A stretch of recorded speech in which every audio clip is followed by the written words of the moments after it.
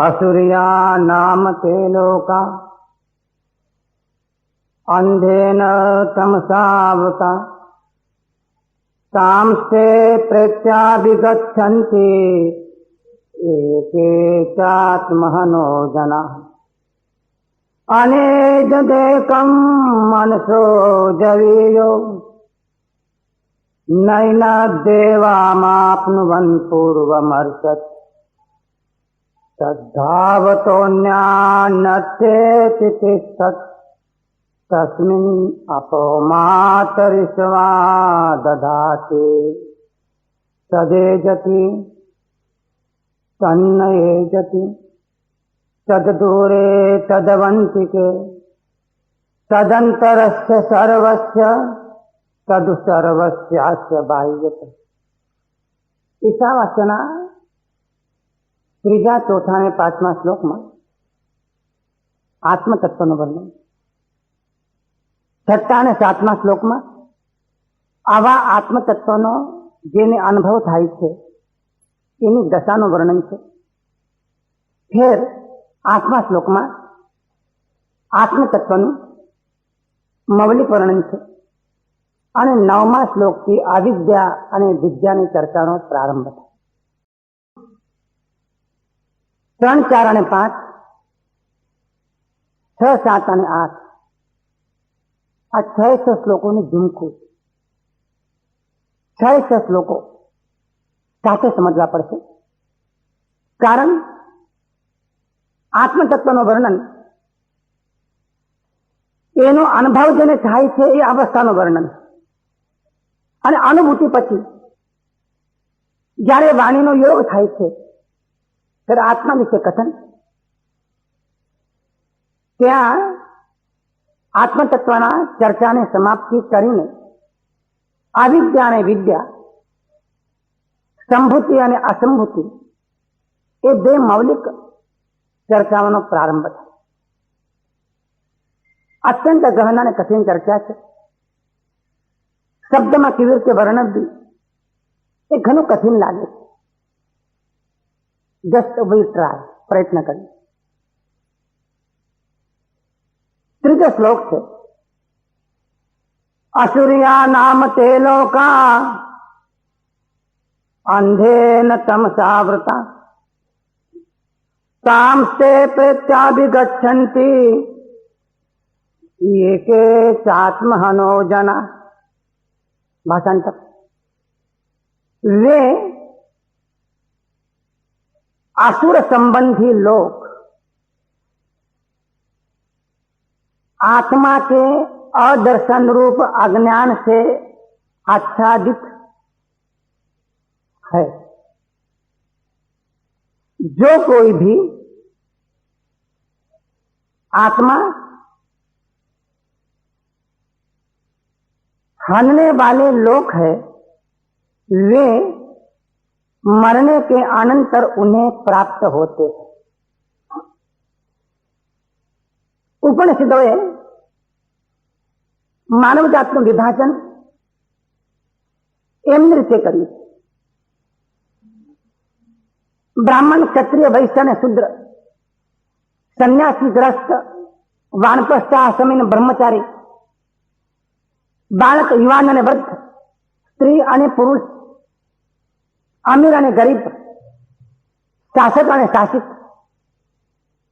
આ વિભાજન એ સામાજિક ભૂમિકા પર છે. આધ્યાત્મિક ભૂમિકા પર વિભાજન જુદી રીતે કરવામાં આવ્યું. મનુષ્યોને બે ભાગમાં વેચે. સમગ્ર માનવ જાતને સૂત્ર એવું છે કે જે કોઈ હોય તે બચાવે. હિન્દુ હોય, મુસ્લિમ હોય, જૈન હોય, વૈષ્ણવ હોય, શૈવ હોય, બ્રાહ્મણ હોય, ક્ષત્રિય હોય, વૈશ્ય હોય, શુદ્ર હોય, ગરીબ હોય, તવંગર હોય, ખેડૂત હોય, કારીગર હોય, વકીલ હોય, ડોક્ટર હોય, કવિ હોય, કલાકાર હોય, સાહિત્યકાર હોય, સ્ત્રી હોય, પુરુષ હોય, ધનવાન હોય કે ધનહીન હોય. અમે એ ભેદને જોતા નથી. અમારી સામે તો ભેદ છે. સમગ્ર માનવ જાતને બે ભાગમાં જ વેચવામાં આવી છે. એક એવા લોકો કે જેઓ આત્માનું હનન કરવા વાળા, પોતાના જ આત્માના હંતા, સુસાઇડલ, પોતાના જ આત્માને હનન કરવા વાળા છે. આત્મહત્યા કરનારા, આત્મઘાતી એવા લોકો, અને એક એવા લોકો કે જેઓ પોતાના આત્માને જ જાણીને પોતાના આત્માના જિજ્ઞાસા બને છે તેવા લોકો. તો બે પ્રકાર, એક વર્ગ આત્મહંતા અને બીજો વર્ગ આત્મજ્ઞાતા. શબ્દો ખ્યાલમાં રાખજો. આત્મહત્યા એટલે આત્મઘાત કરવા વાળા, આત્મહત્યા કરવા વાળા. સામાન્ય આ શબ્દમાં ઘણી ગેરસમજ. આપણે જેને આત્મહત્યા કહીએ છીએ એને ઉપનિષદ આત્મહત્યા કહેતા નથી. આપણે જેને આત્મહત્યા કહીએ છીએ એ ઉપનિષદની પરિભાષામાં આત્મહત્યા નથી, ભાષાની ભૂલ છે. કારણ કે આમ તો આત્માની હત્યા થઈ શકતી નથી. આજો નિત્ય શાશ્વતો યમ પુરાણો ન હન્યતે હન્ય માને શરીરે. આત્મા નિત્ય છે, આજ છે, શાશ્વત છે, પુરાણ છે. એ હણાતો નથી, એને હાની શકાતો નથી. નૈનમ ચિંદંતી શસ્ત્રાણી નૈનમ દહતી પાવક. એને શસ્ત્ર છેદી શકતા નથી અને એને અગ્નિ બાળી શકતો નથી. આત્મા નિત્ય, અનુત્પન્ન, અવિનાશી છે. પછી એની આત્મહત્યા કેવી? આત્માની હત્યા થઈ શકતી નથી. આપણે જેને આત્મહત્યા કહીએ છીએ એ દેહની હત્યા છે. જેને આપણે આત્મઘાત કહીએ છીએ દેહનો ઘાત. આપઘાત જેને કહીએ છીએ એ દેહનો ઘાત છે. અને દેહનો ઘાત તો એવો છે કે જે ઉપર કપડા પહેર્યા છે એવા કપડા કાઢી નાખવામાં આવે, એથી કઈ તમારો નાશ થતો નથી. કપડા બદલી નાખવામાં આવે એથી કઈ તમે બદલાતા નથી. અને કપડા બાળી નાખવામાં આવે એથી કઈ તમે બળતા નથી. કપડા તો ઉપરના છે. જેમ શરીર માટે કપડા ઉપરના છે એમ આત્મા માટે શરીર કપડું. તમે જેને આત્મઘાત કહો છો એ માત્ર ઉપરના વસ્ત્રની બદલાવ, વસ્ત્રને તેમ દૂર કરો. બહુ માણસને કંટાળો આવે છે એટલે માણસે માને છે આ જીવ્યા કરતા ઝેર પીને મરવું સારું. એવા ભ્રમમાં જીવે છે કે મરવાથી બધા દુઃખોનો અંત આવશે, પણ એ મહાભ્રમ છે. મરવાથી દુઃખોનો અંત નથી આવતો. કારણ શરીર દુઃખનું કારણ નથી. દુઃખનું કારણ તો કર્મ છે. દુઃખના કારણ તો સંસ્કાર છે. દુઃખના કારણ અવિદ્યા છે. દુઃખનું કારણ અજ્ઞાન છે. દુઃખનું કારણ માયા છે. જૈન તત્વજ્ઞાન પ્રમાણે દુઃખનું કારણ પોતે ઉપાર્જિત કરેલા કર્મો છે. અને શરીરને ઘાત કરવાથી, અપઘાત કરવાથી એ કર્મો ખતમ થતા નથી. શરીર ખતમ થાય છે તો શું થાય છે? જો કર્મ ભોગવવાના હોય તો નવો દેહ પાસે પ્રાપ્ત થાય, નવા ઘોડિયામાં ઝૂલવાનું, નવો દેહ પ્રાપ્ત થવાનો, અને ત્યાં જઈને ભોગવવું પડે. ક્યારે પણ તમે એવું ભ્રમમાં ન રહેશો કે માકડ મારવાની દવા પીવાથી દુઃખોનો અંત આવી જાય છે. ના, નથી આવતો. કે બળીને મરવાથી દુઃખોનો અંત આવી જાય છે, નથી આવતો. એટલું સાદું ને સરળ જો હોત તો ભારતના મહાપુરુષો એમ કે માત્ર આત્મહત્યા કરો અને તમારા દુઃખોમાંથી મુક્તિ તમે મેળવો. શક્ય નથી. દુઃખનું કારણ બીજું. આ કેમ કેવું છે કે આ દેહનો ઘાત છે, એ આત્મહત્યા નથી. તો દેહઘાત અને આત્મહત્યા બે વચ્ચે પાયાનું અંતર છે. આ ઋષિ કોને કહે છે આત્મહત્યા? जो अज्ञान से आच्छादित अपने को, अर्थात अपनी आत्मा को बिना जाने ही जी लेता है, वह आदमी अपनी आत्मा की हत्या कर रहा है. बहुत मौलिक शब्दों. जे मनुष्य આજ્ઞાનથી આચ્છાદિત એવા આત્માને જાણ્યા વગર જીવે, આત્મા ઉપર અજ્ઞાનનું આવરણ આવ્યું છે, અજ્ઞાનના ચાદરથી આત્મા ઢંકાયો છે, આત્મા નષ્ટ થયો નથી. તરણે ડુંગર રે ડુંગર તો દેખે નહીં ઓજી. આ કવિ એમ કહે છે કે તરણાઓથી ડુંગર છુપાયો છે. તરણું પણ તરણાએ ડુંગરને ઢાંકી દીધો છે. એ તરણાઓથી ડુંગર દેખાતો નથી. અજ્ઞાન તો તરણું છે. પણ આજ્ઞાન રૂપી તરણાથી આત્મા રૂપી ડુંગર ढंकाई જાય, चैतन्य रूपी डूंगर ढंकाई दो। आप से भूल गया इनसे क्या अंधेर, समर समरा बसत है नहीं भूलेंगे। કેટલી આશ્ચર્યની વાત કે પોતે પોતાને ભૂલી ગયો, તમે તમને ભૂલ્યા। તમને જરૂર એમ લાગતું હશે કે ના અમને ભૂલ્યા નથી, અમને બરાબર અમારું નામ યાદ છે, અમારું ઘર યાદ છે, અમારે જ્ઞાતિ યાદ છે, અમારું સરનેમ યાદ છે, અમે જ્યાં રહીએ છીએ અમને યાદ છે, અમે જે સોસાયટીમાં રહીએ છીએ એ સોસાયટીનું નામ અમને સપનામાં પૂછો, અમને બરાબર યાદ છે, પણ મિત્ર તમારે ઓળખાણ નથી। આ તમે કોકને ઓળખાણ આપો છો, તમે નથી, તમે કંઈક જુદા છો, તમે કંઈક જુદા છો, પણ તમે આજ્ઞાનથી આચ્છાદિત છો, આજ્ઞાનથી આપણે આવરાયેલા છે। તો આજ્ઞાનથી આચ્છાદિત બહુ મહત્વની વાત છે। આત્માને જાણવો એના માટે બીજો કોઈ પ્રયત્ન કરવાની જરૂર નથી, બીજા કોઈ પ્રયત્નથી આત્માને જાણી શકાતો નથી। જેને આત્માને જાણવો છે એને આજ્ઞાનું આવરણ દૂર કરવું। એટલા માટે આ ઉપનિષદો એમ છે કરુતે જ્ઞાનાત ન મુક્તિ, સમ્યક જ્ઞાન વગર પ્રાપ્ત થઈ શકતી નથી। કારણ કે અજ્ઞાનનો પ્રતિપક્ષી જ્ઞાન જ છે, અંધકારનો પ્રતિપક્ષી પ્રકાશ છે। અંધકાર દૂર કરવો હશે તો પ્રકાશ લાવવો પડશે। જ્યારે સૂર્ય નારાયણ ગગનમાં આવે છે ત્યારે અંધકારને કેવું નથી પડતું કે તું જા, કેમ જતો નથી? લાકડી લઈને અંધકારની પાછળ દોડવું નથી પડતું। અંધકાર પલાયન થાય છે સૂર્ય આવતાની સાથે, અજ્ઞાન પલાયન થશે જ્ઞાન પ્રાપ્ત થતાની સાથે। અને જ્ઞાન પ્રાપ્ત નહીં થાય ત્યાં સુધીમાં ગમે તેટલી ક્રિયાઓ કરવામાં આવશે અને ગમે તેટલો પરિશ્રમ કરવામાં આવશે, પરિશ્રમ સાર્થક નહીં થાય। યશોવીજી મહારાજ એક એમના પદમાં અદભુત વાત કરી। એમને એમ કહ્યું કષ્ટ કરો સંયમ ધરો,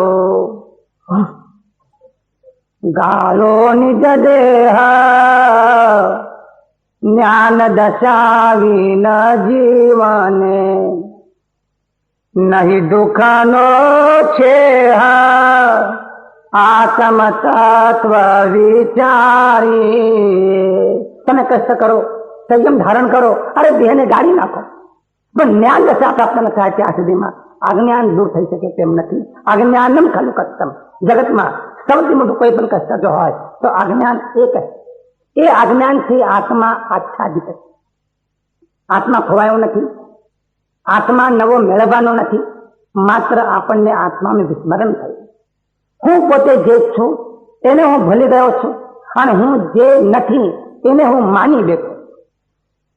હું જે છું તે હું ભૂલી ગયો છું અને હું જે નથી તે હું માની બેઠો છું। આને કહેવાય છે ગાંઠ, આને કહેવાય છે ગ્રંથિ। પણ એવી કોઈ ગાંઠ પડી છે કે જે ગાંઠ ભેદી શકાતી। એટલા માટે ઉપનિષદ એમ કહે છે કે પોતાને જાણ્યા વગર જીવવું આને કહેવાય છે આત્મહત્યા। તમે જીવો છે મના નહીં, પણ તમે તમને જાણ્યા વગર જીવો છો, તો પોતાને જાણ્યા વગર જીવવું એને કહેવાય છે આત્મઘાત। અને પોતાને જાણ્યા વગર જે કંઈ પણ કરવું એને કહેવાય છે આત્મઘાત। કપડા ચીવડાવવા હોય, દર્દી પાસે જવું હોય તો કમથી કમ તમારા શરીરનું માપ લઈને તમારે જવું પડે। માપ લીધા વગર તમે જો જશો, અથવા દર્દી માપ લીધા વગર જો વેચરશે અને કપડા સીવશે તો કપડા અનફિટ થશે, કાં તો ટૂંકા થશે અને કાં તો લાંબા થશે, કાં તો બાયમાંથી હાથ બહાર આવશે અને કાં તો બાય કોણી સુધી જ આવશે, પણ પૂરા હાથને ઢાંકી નહીં શકે, અનફિટ। તમારું માપ લીધા વગર કપડા જો સિવાય તો કપડા અનફિટ થાય છે। તમને જ્યાં રહેવું છે એ મકાન તમે જાણ્યા વગર બનાવો, તમને અનફિટ લાગશે। આધ્યાત્મ શાસ્ત્ર એમ કહે છે કે તમને જાણ્યા વગર તમે જે કંઈ પણ કરશો એના માટે તમે અનફિટ થશો। આ મુશ્કેલ જાણ્યા વગર આપણે કરીએ તો એક તો પહેલી વાત, પોતાને જાણ્યા વગર જે લોકો જીવે છે એ લોકો ખરેખર આત્મહત્યા કરે, અને પોતાને જાણ્યા વગર જે લોકો ભગીરથ પ્રયત્ન કરે છે એ લોકો પણ આત્મહત્યા કરે, એમને કહેવાય છે આત્મહત્યા। અમે જીવીએ છીએ જરૂર, અમે જીવીએ છીએ જરૂર, એમાં કોઈ શંકા નહીં, પણ અમને બિલકુલ ખબર નથી કે હું કોણ છું, હું ક્યાંથી આવ્યો, મારું સ્વરૂપ શું, શા માટે હું છું, કઈ તરફથી હું છું, મારું અસલી અસ્તિત્વ કયું છે, જીવનનું પ્રયોજન શું છે, કેમ મારે અહીં આવવું પડ્યું, અને મૃત્યુ પછી મારે ક્યાં જવાનું થશે, આની માહિતી અમારી પાસે, આની વિગત અમારી પાસે નથી. શંકરાચાર્યજી એમ કહે છે કે રોજ સવારે વહેલા ઉઠો, સવારે વહેલા ઉઠો અને સવારે વહેલા ઉઠીને જીવનમાં ધર્મ જાગરિકા કરો. ધર્મના માટે જાગવું આને કહેવાય છે ધર્મ જાગરિકા. તત્વચિંતનના માટે જાગવું આને કહેવાય છે ધર્મ જાગરિકા. સવારે વહેલા ઉઠો અને ઉઠીને એકાંતમાં બેસીને શાંતિથી વિચાર કરો. કુતોસ્મી ક્વ ગમિષ્યામી કુત્ર માયાત સાંપ્રત. હું કોણ, હું ક્યાંથી આવ્યો, મારું સ્વરૂપ શું છે, શું મારે કરવા જોઈએ. સવારે વહેલા ઉઠીને કંઈ પણ કરવા જેવું હોય તો આ કરવા જોઈએ. એના બદલે સવારે કાં તો વહેલા ઉઠતા નથી અને જો ઉઠીએ છીએ તો તરત કહીએ કે સળગાવો. સમજે ને, ચા પીવી છે મૂકો, 5 વાગે શુક્રાચાર્ય રામાયણ કરો છો, સૂર્યને ઉગવા દેવાનું નથી સુસ્ત આપણને. આ ધર્મ જાગરિકા નથી આપણા જીવનમાં. જીવન વિશે ચિંતન આપણા જીવનમાં નથી. કોઈ મહાપુરુષે ઠીક કહ્યું છે કે simple living and high thinking. જીવન તો સાદું ભલે જીવો, કઈ વાંધો નહીં, ઉચ્ચ વિચારો. અમે સૂત્રને ફેરવ્યું, high living and simple thinking.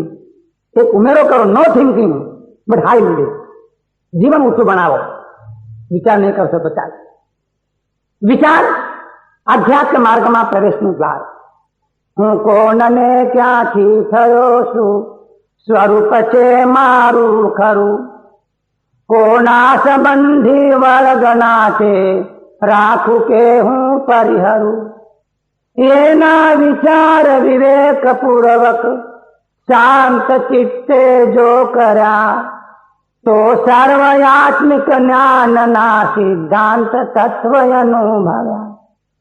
આ વિચાર, હું કોણ, ક્યાંથી છું, મારું ખરું સ્વરૂપ છે, હું ભ્રમણામાં જીવું છું કે વાસ્તવિક રીતે જીવું છું. આ બધી વર્ગના કોરા સંબંધની છે, કે રાખવા જેવી છે, કે છોડવા જેવી છે. મારું અસ્તિત્વ કયું છે, શા માટે જીવનમાં વિષાદ છે, શા માટે જીવનમાં દુઃખ છે, શા માટે જીવનમાં આવેગ છે, શા માટે જીવનમાં પીડા છે, શા માટે જીવન આનંદ રહિત છે, શા માટે જીવન શોક સહિત છે, શા માટે જીવનમાં ટેન્શન છે, શા માટે જીવનમાં બોધરેશન છે, શા માટે જીવનમાં આટલો સંતાપ છે, શા માટે વ્યાકુળતા છે, શેની આ દોડધામ, કોના માટે આ બધું. આ વિચાર મને હાથ મૂકીને તમે એમ કહેશો કે વિચાર કરવો જ નથી, જે કરતા એ પણ કરીને નથી. પણ જરાક તો થોભો. જે કંઈ પણ કરો છો એ કરતા પહેલા જે કંઈ કરીએ છીએ એ જેના માટે કરીએ છીએ, છેવટે તમે એમ કહો છો કે અમે અમારા માટે કરીએ, અમે અમારા માટે કરીએ છીએ. પણ તમે કોણ, હુ આર યુ, તમે કોણ? અને જ્યાં સુધીમાં તમે તમને ન જાણો ત્યાં સુધીમાં તમે જીવતા હો તો ઈસા વાસ્તવનો ઋષિ એમ કહે છે કે તમે આત્મહનન કરો, તમે આત્મહત્યા કરો. પોતાને જાણ્યા સિવાય જીવવું, આત્માને જાણ્યા સિવાય જીવવું, એને કહેવાય છે આત્મઘાત. ઘાસેલ છાતીને બળવું એ આત્મઘાત નથી, એ દેહઘાત. અને જે તે જીવનની તમામ સાધના છે એ નિષ્ફળ. ભાવનગરમાં શેઠ વાત કરતા હતા કે ઘોઘા જવાનું, ઘોઘા જવાનું. એમનો વફાદાર નોકર હીરો, બહુ વફાદાર. શેઠ કે અને એ પ્રમાણે કરવું. સાંભળ્યું કે ઘોઘે જવાનું છે, તે તંદુરસ્ત. રાત્રે 3 વાગે ઉઠ્યો અને ચાલવાનું. શા માટે જવાનું છે, શું કરવા જવાનું છે, કયા કામે જવાનું છે, એટલે પૂછ્યું નહીં. સમજે, તંદુરસ્ત માણસ 18 મિલ પહેલા ભોગે ગયો. દરવાજા બંધ, ડેલી બંધ, ડેલી હાથ અડાડ્યો અને હીરો પાછો આવ્યો. શેઠ જરા મોડું થયું. શેઠે પૂછ્યું કે હીરા ક્યાં જઈ આવ્યો? કહ્યું કે શેઠ ભોગે જઈ આવ્યો. શું કરી આવ્યો? કે ડેલી હાથ દઈ આવ્યો. હીરો ભોગે જઈ આવ્યો અને ડેલી હાથ દઈ આવ્યો. એ હીરાએ ભૂલ કરી છે એમની, આ પણ હીરા ભૂલ કરી રહ્યા છે. આપણે બધા જ કરી રહ્યા છે કે ડેલી હાથ દઈ આવ્યું. શું કર્યું પણ જીવનમાં કર્યું શું આપણે? અને એટલા જ માટે અધ્યાત્મ શાસ્ત્ર એમ કહે છે કે જીવનમાં બાહ્ય પદાર્થો મેળવશો એથી રાજી થશો નહીં, બાહ્ય વસ્તુઓ મેળવશો એથી રાજી થશો નહીં. લક્ષ્મી અને અધિકાર વધતા શું વધ્યું તે તો કહો. અમને કહો તો ખરા કે શું વધ્યું? લક્ષ્મી અને અધિકાર વધતા શું વધ્યું તે તો કહો. સુકુટુંબ કે પરિવારથી વધવાપણું એ નયગ્રહો, વધવાપણું સંસારનું નરદેહને હારી જવો, એનો વિચાર નહીં અરે રે એક પળ તમને હવો. સંત પુરુષો જયારે આપણી તરફ જોવે, જ્ઞાની પુરુષો જયારે આપણી તરફ જોવે છે, ઉપનિષદના ઋષિઓ જયારે આપણી તરફ જોવે છે, ત્યારે એમને એમ થાય છે ચાલો ખોટી મથામણ કરે, મથામણ ખોટી કરે. જેના માટે આ બધું કરવાનું છે એની ખબર નથી. કંકોત્રીઓ લખી, માંડવા નાખ્યા, લગ્ન માટે વ્યવસ્થા કરી, આમંત્રણો પાઠવી દીધા, અને કોકે પૂછ્યું કે લગ્ન કોના છે કઈ ખબર નથી. લગ્ન કોના છે ખબર નથી, આમંત્રણ પત્રિકાઓ તો માંડવા તો નાખી દીધા, તો કન્યાના હાથમાં હાથ મેળવશે કોણ અને માનને બેસાડશે કોને? જેમ એ નિર્ણય જો નહીં હોય તો મુશ્કેલી થશે. એમ ઉપનિષદ નરસિંહ એમ કહે છે કે તમે તમને જાણે વગર જીવન જો જીવશો તો જીવનમાં મુશ્કેલી છે. થોડાક લોકો એવા પણ છે કે જીવનમાં ક્યારેક તપ જપ અને વ્રતો પણ કરે, નિરર્થક છે એમ નહીં. બાહ્ય કર્મકાંડ ન કરવા એમ અમે કહેતા નથી અને શાસ્ત્રો પણ કહેતા નથી. બાહ્ય કર્મકાંડનો શુભ ક્રિયાઓનો નિષેધ જ્ઞાનીઓ કરતા નથી, શાસ્ત્રોએ પણ કર્યો નથી. પણ જ્ઞાનીઓ જરૂર એમ કહે છે કિસકે લીએ, શેના માટે તમે આ બધું કરો, જેના માટે આ બધું કરો છો તમે એને તો જાણો. તમે કોની તૈયારી કરો છો, કોના માટે તપ, કોના માટે વ્રત, કોના માટે અનુષ્ઠાન, કોના માટે તીર્થયાત્રા, કોના માટે દાન, કોના માટે પુણ્ય, કોના માટે ત્યાગ, કોના માટે વૈરાગ, કિસકે લીએ, કોના માટે આ બધું થાય તમે એને તો જાણો. જેના માટે આ બધું કરો છો તમે એને જાણો નહીં અને આંખો મૂકીને કરે જ જાઓ, કરે જ જાઓ, કરે જ જાઓ. ઘાણીનો બળદ સવારથી ઘાણીએ જોડાય અને સાંજ સુધી ઘાણીએ ફરે છે. હવે ઘાણીઓ જોવા નહીં મળે. આ કેટલીક વસ્તુ મ્યુઝિયમમાં જોવા મળશે. જવાનો એવો આવશે કે મ્યુઝિયમમાં જોવા મળશે, ઘાણીઓ જોવા નહીં મળે. તો બળદ ઘાણીએ જોડાય છે ને ગોળ ગોળ ફરે. પણ એ ઘાણીના બળદને આંખે પાટા બાંધવામાં આવે. આંખે પાટા બાંધવામાં જો ના આવે તો ગોળ ગોળ ફરી શકે નહીં. સવારથી ઘાણીએ જોડાય છે, સાંજ સુધી ફરે છે. એને લાગતું હશે મનમાં મેં કેટલો બધો પંથક આપ્યો, મેં કેટલી બધી યાત્રા કરી, કેટલા મહિનો પ્રવાસ કર્યો. સાંજે પાટા છોડે છે ત્યારે ખબર પડે છે કે જ્યાં છે વાય જરા પણ આગળ ગયો નથી. તત્વાંતમ નૈવ ગચ્છન્તિ તિલ પીલક વદ ગતૌ વાદાંશ પ્રતિવાદાંશ વદંતો અનિશ્ચિતામ તથા તત્વાંતમ નૈવ ગચ્છન્તિ તિલ પીલક વદ ગતૌ. અદભુત શ્લોક છે. ઘાણીનો બળદ, એટલા જ માટે એ બળદને આંખે પાટા બાંધવામાં આવે. એ ઘાટીને એક મિત્ર કહેતો હતો કે આ બળદના આંખના પાટા છોડી નાખી, ચૂપ બોલીશ નહીં. જો પાટા છોડી નાખીશું તો બળદ ગોળ ગોળ ફરશે નહીં. એ પાટા બાંધ્યા છે માટે ગોળ ગોળ બળદ ફરે છે. આ સંપ્રદાયોમાં જે લોકો રહ્યા છે એમને આંખે પાટા બાંધવામાં આવ્યા છે માટે ગોળ ગોળ ફરી શકે છે. એના પાટા છોડવામાં જો આવે તો ગોળ ગોળ ફરી નહીં શકે. પ્રશ્ન કરશે કે શા માટે આ બધું કરવાનું? સંપ્રદાયની ઘાણીમાં જોડાયેલા એને ગોળ ગોળ ફેરવા જો હોય, ત્યાં ત્યાં ફેરવા હોય, ઘાણીમાં જ ફેરવા હોય અને ત્યાં ત્યાં રાખવા જો હોય તો આંખે પાટા બાંધ્યા વગર નહીં ચાલે. અંધશ્રદ્ધાના અને માન્યતાના પાટા બાંધ્યા પછી આ સંપ્રદાયના ઘાણીમાં ફરી શકાય છે, બાકી ફરી શકાતું નથી. એટલા માટે કોઈ એમ કે પાટા છોડો, બીક લાગે છે કે પાટા ન છોડશો, આ બળદીઓ નહીં ફરે. અંધશ્રદ્ધાના પાટા ન છોડશો, બળદીઓ નહીં ફરે. માન્યતાના પાટા ન છોડશો, બળદીઓ નહીં ફરે. અમારે એને ગોળ ગોળ ફેરવો છે. આચાર્યો એમ કહે છે, સંપ્રદાયો જેમને ચલાવવા છે એમ કહે છે કે અમારે એમને ગોળ ગોળ ફરતા રાખવા છે. આંખે પાટા છોડી દઈએ તમારો ધંધો બંધ થઈ જાય. ઉદર ભરનાદિ નિજ કાજ કરતા થકા મોહનડિયા કલિકાલ રાજે ગચ્છના ભેદ બહુ નયન નિહાળતા તત્વની વાત કર તાન લાગે. આનંદે કહું કે આ તો પેટ ભરવા માટેનો ધંધો થયો. લોકોને તમે અંધશ્રદ્ધામાં રાખો ને લોકોની માન્યતામાં તમે આડાજો લાવો અને તમે એમને આગળ જો ન લઈ જાઓ તો તમે કરશો. લોકોએ સમજવાની જરૂર છે, માનવે જાતે સમજવાની જરૂર છે. શા માટે આ બધું કર્યું? કિસકે? ઉપનિષદનો શબ્દ છે કિમર્થમ. અમારો નરસિંહ મહેતો સંસ્કૃત જાણતો નતો અને સંસ્કૃત ભણ્યો પણ નતો. સંસ્કૃત જાણતો પણ નતો અને સંસ્કૃત ભણ્યો પણ નતો. ભણ્યો તો ખબર નથી, પણ સંસ્કૃતમાં બોલ્યો નથી. પણ જયારે નરસિંહ મહેતો બોલ્યો ત્યારે વેદની વાણી બોલ્યો. જયારે નરસિંહ મહેતો બોલ્યો ત્યારે ઉપનિષદની વાણી બોલ્યો. જયારે નરસિંહ મહેતો બોલ્યો ત્યારે ગીતાની વાણી બોલ્યો. જયારે એના મોઢામાં ગીતા રમતી ન હોય, એના હૈયામાં ઉપનિષદ આકાર લેતા ન હોય, એવું એ બોલ્યો. નરસિંહ મહેતા એમ કહ્યું, જ્યાં લગી આત્મા તત્વ ચિંત્યો નહીં, ત્યાં લગી સાધના સર્વ જૂઠી. મનુષ્ય દેહ તારો એમ એળે ગયો, માવઠાની જેમ વૃષ્ટિ ઉઠી. માવઠું થાય ને, પાણી તો પડે, ઘણું પાણી પડે, પણ એ પાણી નુકસાન કરે, ફાયદો કરતો નથી. ટકે વરસાદ આવે તો ખેતી થાય, અને ટકે વરસાદ ના આવે ને માવઠું જો થાય, થયેલી ખેતી ખતમ કરી નાખે.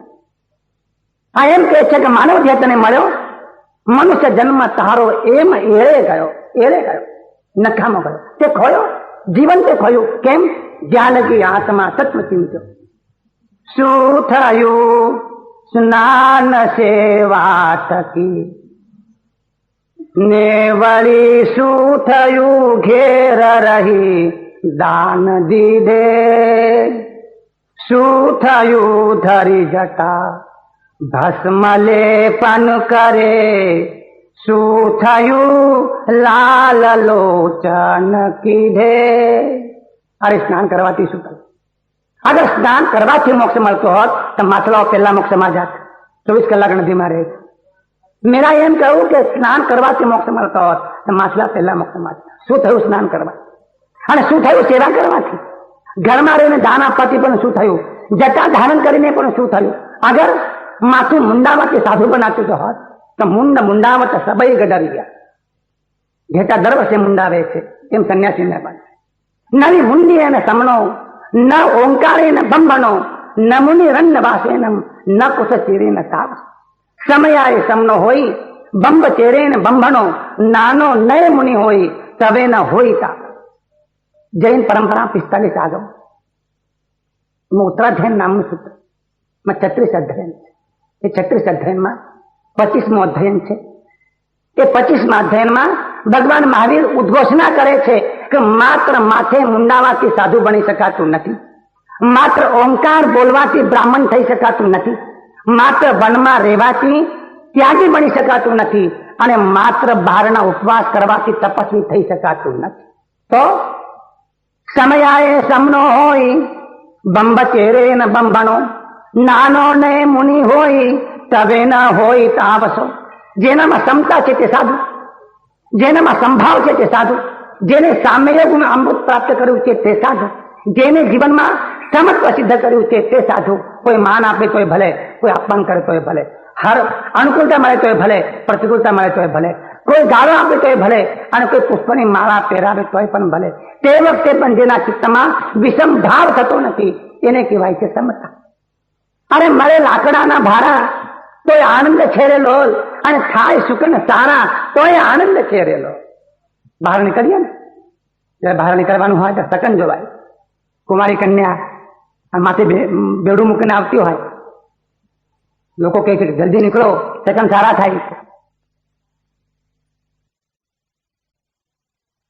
લાકડાના ભારા તોય આનંદ છેરેલો, અને થાય સકન સારા તોય આનંદ છેરેલો. આને કહેવાય સમતા, આને કહેવાય સમભાવ. માનય માને વર્તે તેજ સ્વભાવ. જો માન હોય કે અપમાન હોય, જેને ધારા એક જ છે. સ્વાંગત છે લાવસોનો શિષ્ય, એ ક્યારેક ક્યારેક તરાજુ પોતાના હાથમાં લેતો હતો, આંખો મીચીને બેસતો. કોઈ પૂછે ને તમે આ શું કરો છો, તો ચાંગસ એમ કહેતો હતો કે દાંડી વચમાં છે કે નહીં બરાબર જોઈ રહ્યો છું. ત્રાજવાની દાંડી વચમાં છે કે નહીં એ જોઈ રહ્યો છું. ત્રાજવાની દાંડી વચમાં રહે એને કહેવાય છે સંભાવ. આમ પણ ન ઢળે અને આમ પણ ન ઢળે. આપણે કભી કભી કભી હસતે હૈ और કભી રોતે હૈ. આપણા મોઢા 24 કલાક એક સરખા જોવા ન મળે, પ્લીઝિંગ મૂડ ન જોવા મળે, અપશેર અને અપશેર. જયારે પૂછ્યું ત્યારે મૂડ ગયો, જેમ પ્રાઇમસમાંથી ઘાસતેલ જાય ને પ્રાઇમસ ઓલવાઈ જાય. આપણો પણ મૂડ જેટલા વાર ન લાગે, આપણે અરે હમણાં મૂડ હતું ને ક્યાં ગયો તારો મૂડ ગયો. જેમ વીજળીના ધાંધિયા થાય છે, મૂળના પણ ધાંધિયા થાય. એ વિષમ ભાવ. ક્ષમતા જેને હોય એ સમત્વ કહેવાય. બ્રહ્મચર્યમાં રમણતા કરીને બ્રાહ્મણ કહેવાય. જેને આત્મજ્ઞાન થયું છે તેને મુનિ કહેવાય.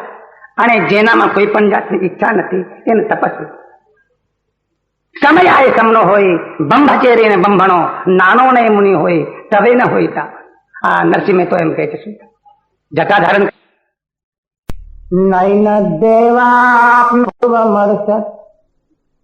શ્રદ્ધાવતો જ્ઞાન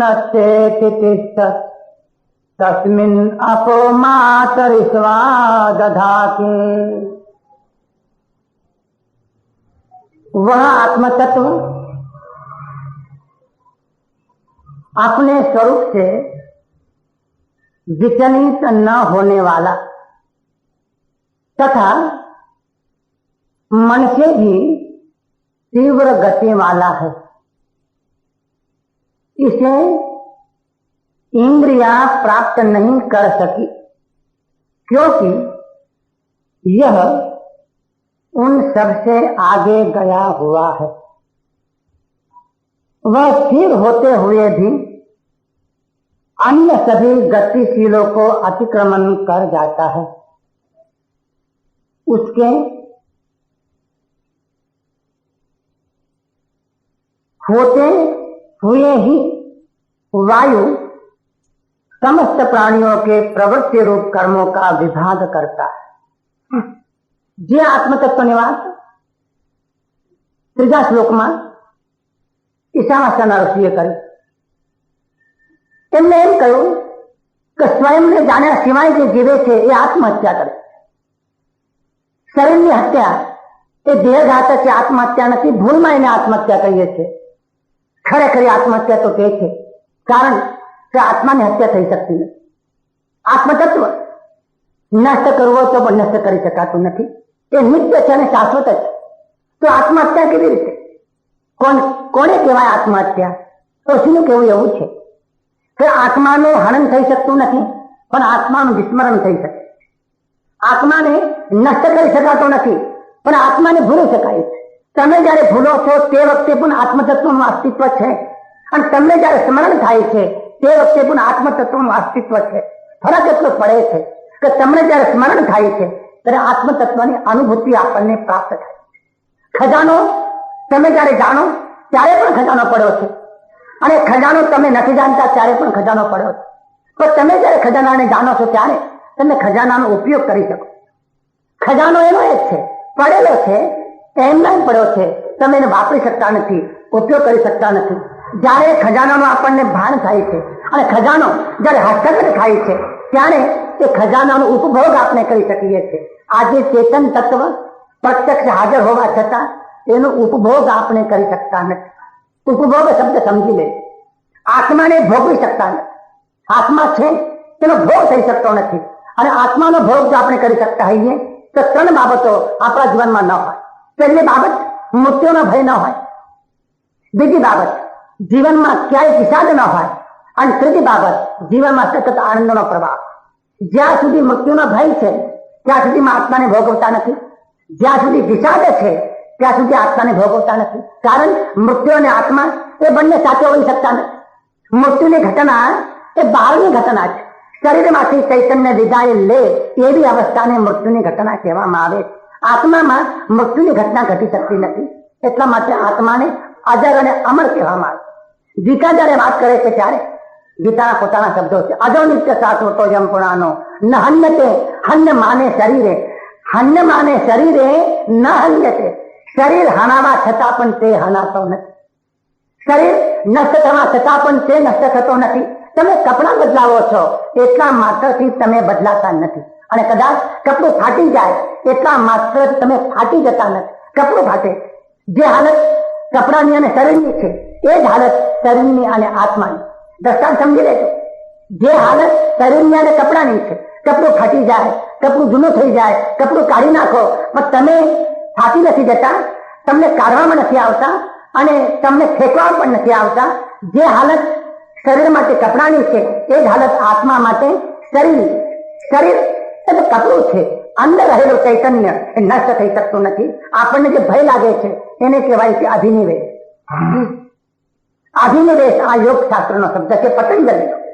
અધિનિવેશ એને કહેવાય છે કે વારંવાર જેટલી વખત આપણને દેહ મળ્યો એટલી વખત આપણને દેહ છોડવો પડ્યો, પણ દેહ છોડતા પહેલા દેહાત્મ બુદ્ધિ હોવાના કારણે આપણે દેહ શાંતિથી છોડી શક્યા નથી. દેહ છોડવું તો પડે છે. મૃત્યુ તો જ્ઞાનીનું પણ થાય છે અને મૃત્યુ તો અજ્ઞાનીનું પણ થાય છે. પણ જ્ઞાની દેહ છોડે છે અને અજ્ઞાનીને દેહ છોડવો નથી અને પરાણે છોડવો પડે.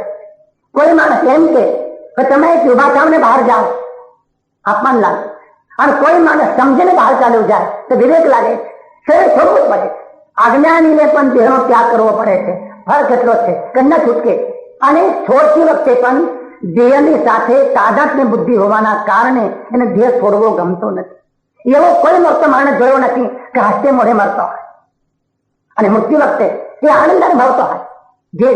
જેટલો આનંદ કાશ્મીરની યાત્રા પર જતી વખતે તમે અનુભવો છો, એવો જ આનંદ દેહ છોડતી વખતે પણ તમે અનુભવી શકો છો. પણ ક્યારે કે જયારે ભાન થાય કે શરીરમાં રહેનાર આત્મા શરીરથી ભિન્ન છે, આ જયારે ભાન થાય ત્યારે એ ભાન થયું નથી.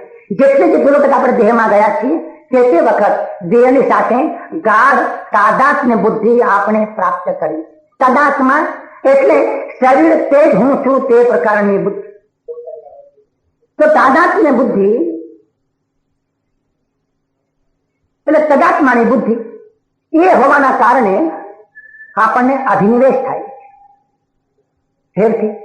અધિનિવેશનો અર્થ વારંવાર દેહ છોડતી વખતે જે અનુભવેલો ભયનો સંસ્કાર, એ ભયનો સંસ્કાર મૃત્યુ વખતે રિપીટ થાય. જ્યારે થાય એટલે આપણે ભય લાગે. મરણના ભય માટે કોઈને શીખવવું પડ્યું છે, પણ આપણે સહજ અનુભવ કરીએ. કારણ કે જેટલી વખત દેહ છોડ્યો એટલી વખત દેહ છોડવો નતો, પણ દેહ છોડવો પડ્યો. એ દેહની સાથેની તાદાત્મ્ય બુદ્ધિ. એ તાદાત્મ્ય બુદ્ધિ જયારે છૂટી જાય, તાદાત્મ્ય બુદ્ધિ જયારે નષ્ટ થાય છે, ત્યારે દેહ જેમ સાપ કાછડીનો ત્યાગ કરે એમ દેહનો પણ ત્યાગ કરી શકે. બહુ મજાની વાત છે. સાપ જયારે કાછડીનો ત્યાગ કરે છે જંગલમાં, સાપ જયારે કાછડી છોડે છે, આખી કાછડી છોડી દે છે અને સાપ બહાર નીકળી જાય છે. એમ કહેવાય છે કે કાછડી છોડ્યા બાદ સાપ પાછું વાળીને પણ જોતો નથી કે કાછડી ક્યાં ગઈ, કેવી છે, કેટલી છે, કેટલી લાંબી છે, ઉડી છે કે ત્યાં ત્યાં રહી છે. સાપે કાછડીનો ત્યાગ કર્યો છે. કંચુ કવચ જેમ સાપ કાછડીનો ત્યાગ કરે છે, એમ જ્ઞાની પુરુષ દેહનો પણ ત્યાગ કરે. એને ભય નથી. તો જ્યાં આત્માનુભૂતિ છે ત્યાં ભય નથી. એક વાત, જ્યાં આત્માનુભૂતિ છે ત્યાં વિષાદ નથી. વિષાદનું કોઈ કારણ જીવનમાં નથી. બહારના સંજોગો હોવા અને બહારની પરિસ્થિતિ હોવી એક જુદી ઘટના છે, પણ એ સંજોગો વખતે, એ પરિસ્થિતિ વખતે અંદરથી વિષાદગ્રસ્ત બનવું એ જુદી ઘટના છે. વિષાદગ્રસ્ત આપણે એટલા માટે બની જઈએ છીએ કે આપણને પરિસ્થિતિની સાથે તાલમેલ મેળવતા નથી આવડતો, સંજોગોની સાથે અનુકૂળ બનતા નથી આવડતું, અથવા સંજોગોથી તટસ્થ રહેતા નથી આવડતું. એના કારણે વિષાદ થાય.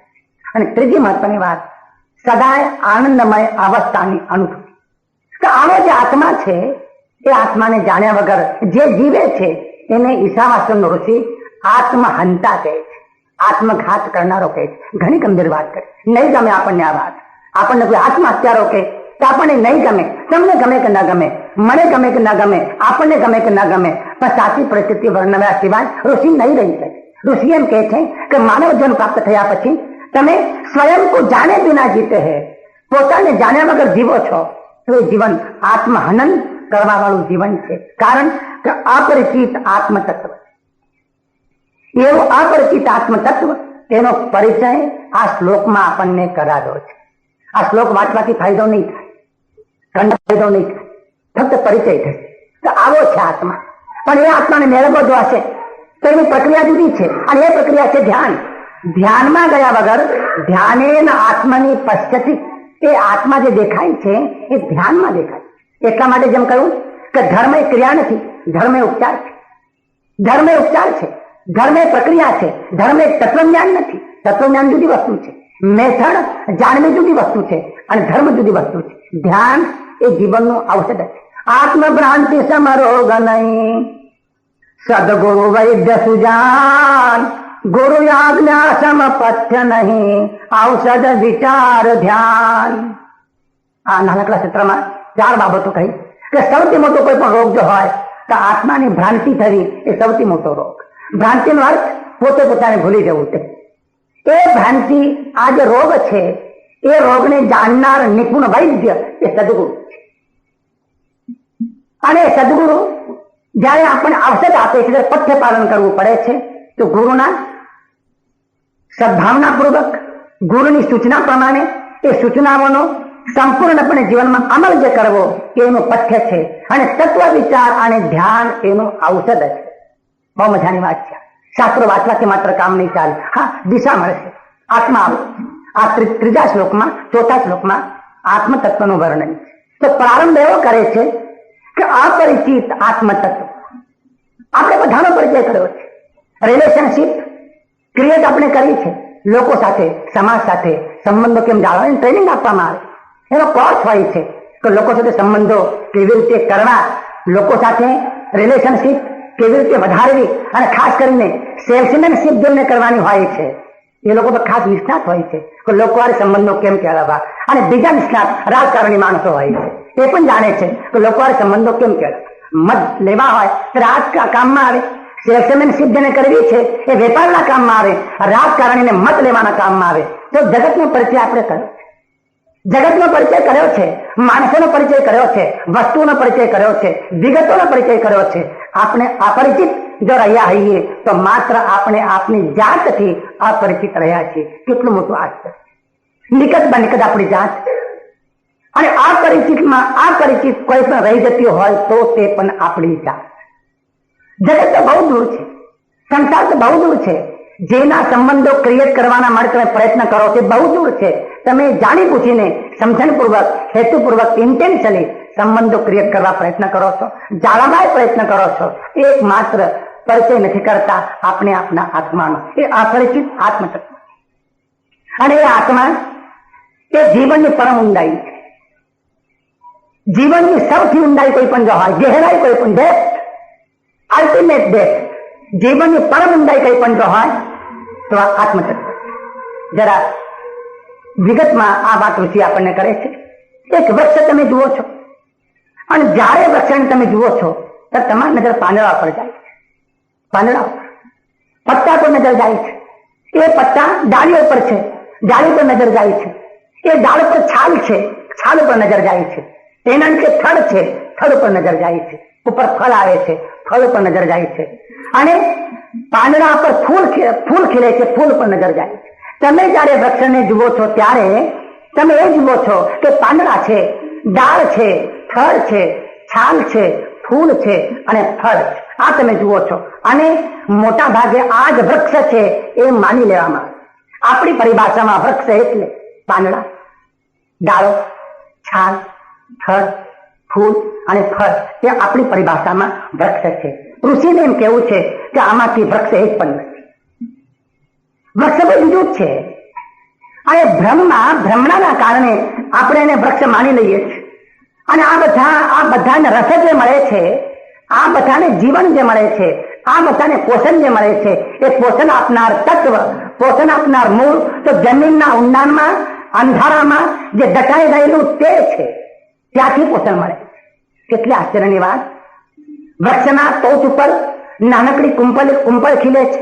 નાનકડી કુંપળ વૃક્ષના ટોચ ઉપર ખીલે છે. અને વૃક્ષના ટોચ ઉપર રહેલા કુંપળને પોષણ મળે છે. એ પોષણ ક્યાંથી મળે? એ પોષણ ઝાડ ઉપરથી મળતું નથી. એ પોષણ જમીનમાં દટાયેલા મૂળ પરથી મળે.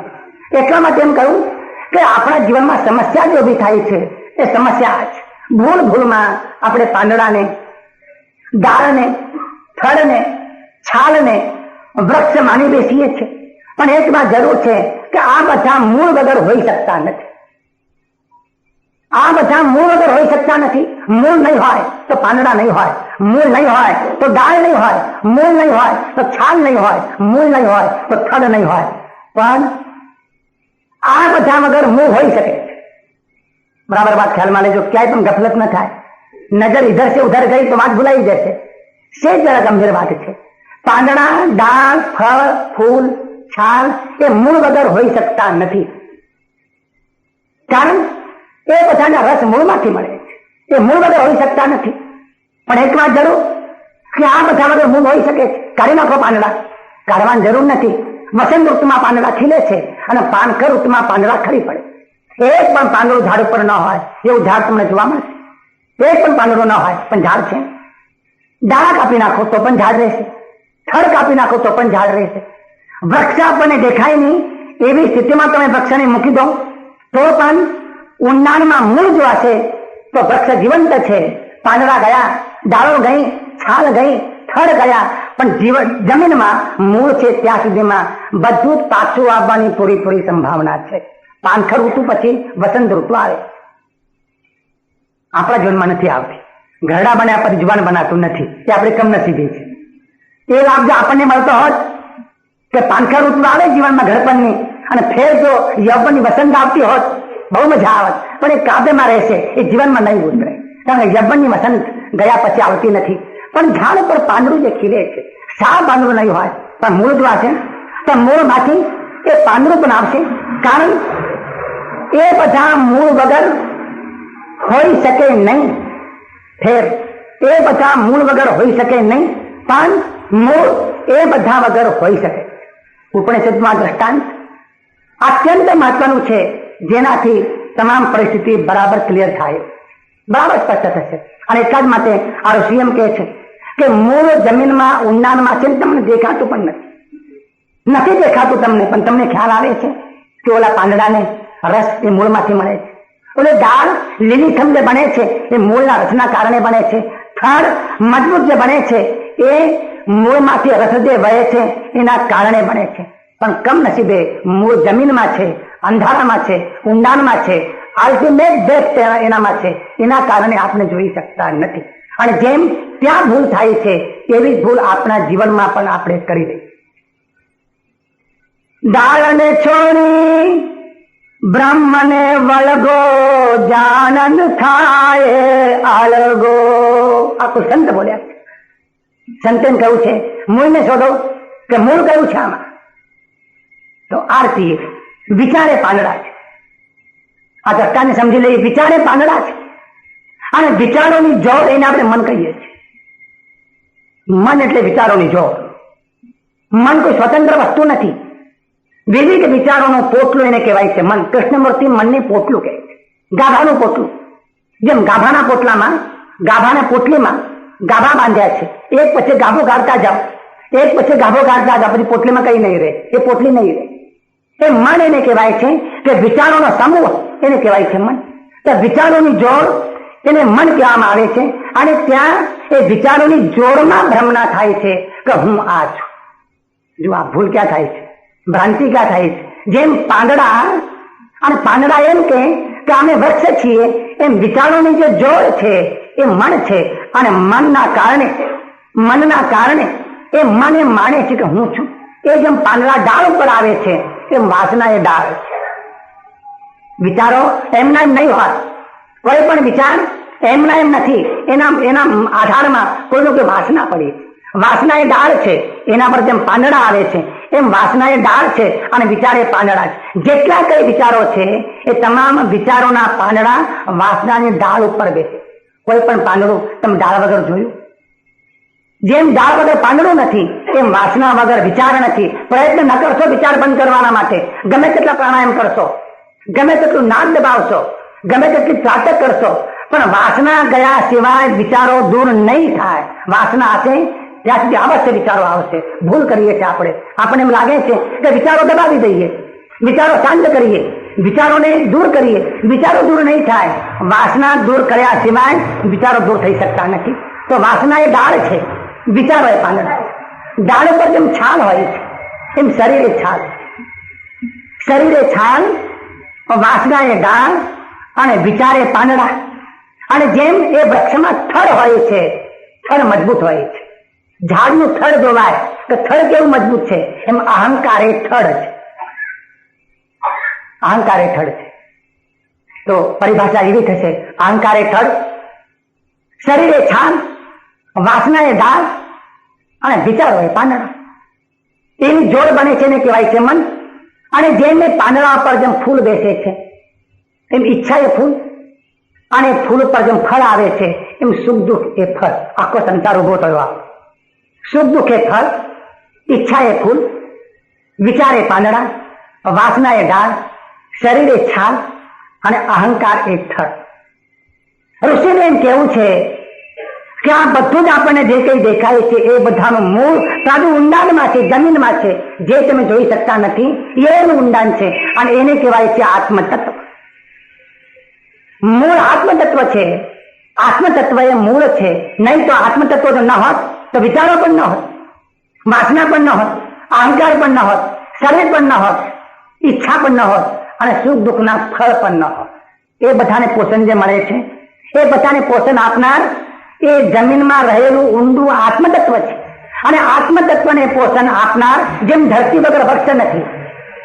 મૂળ ગમે તેટલું ઊંડાણમાં જશે પણ એના માટે આધાર છે ધરતી, એના માટે આધાર છે પૃથ્વી. પૃથ્વીના આધારે મૂળ રસ ખેંચે.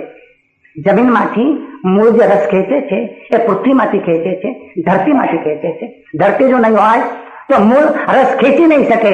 તો એ ધરતીમાં રહેલા મૂળને પણ એક આધાર છે અને આધાર છે ધરતી. પૃથ્વી તત્વ એ ધરતી છે.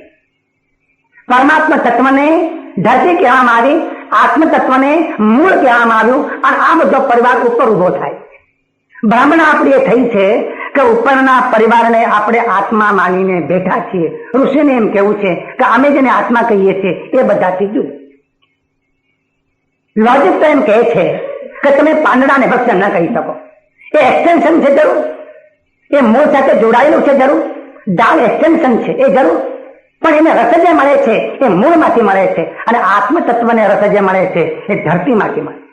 ફેર મૂળભૂત રસ તત્વ પરમાત્મા, એમાંથી રસ મળે છે. એવું જે તત્વ એને કહેવાય છે